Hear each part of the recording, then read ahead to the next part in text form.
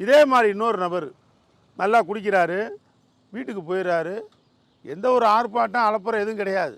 யார்ட்டையும் சண்டை போட மாட்டார், எந்த பிரச்சனையும் வச்சுக்க மாட்டார். இருந்தாலும் அவர் வீட்டுக்கு போய் ரூமில் படுத்துடுறாரு. காலையில் நல்ல போதையில் இருந்த வாசி நைட்டு 1 மணிக்கு மேலே தான் தூங்குறாரு. காலைல அவங்க வீட்டில் மனைவி காப்பி கொண்டு வர்றாங்க. அந்த கதவை தட்டி காப்பியை கொடுக்குறாங்க. இவர் காப்பியை சாப்பிட்ட மணிக்கு வாங்கிக்கிட்டு காப்பியை சாப்பிட்ட மணிக்கு அப்படியே வெளியே படியில் ஏறி இறங்கி வர்றாரு. வீட்டுக்குள்ளே மாடியிலேருந்து கீழே வர்றாரு. வரும்போது பார்த்திங்கன்னா அவங்க பொண்ணு யதார்த்தமாக வர்றாங்க.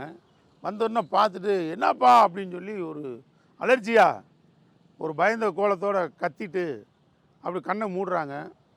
அதுக்கப்புறம் தான் அவர் பார்க்குறாரு, பொட்டு துணி கூட இல்லாமல் அப்படி எந்திரிச்சு நடந்து வந்திருக்காரு.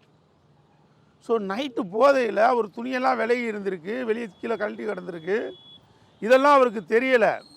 காலையில் எந்திரிச்ச உடனே கேஷுவலாக வர்ற மாதிரி வர்றாரு. அந்த போதையினுடைய மயக்கம் அவர் தலைக்குள்ளேயே தான் இருக்குது. அந்த சரியான அந்த தெளிவுத்தன்மைக்கு வரல அவர்.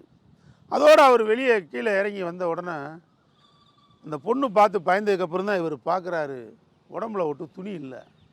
அப்போ அவருக்கு அந்த இடத்துல ஸ்பார்க் ஆகுது, ஒரு அவமானம் ஆகுது.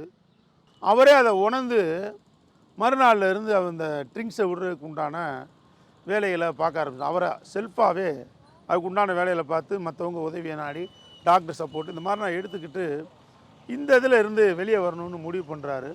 முடிவு பண்ணி வெளியே வந்துடுறாரு.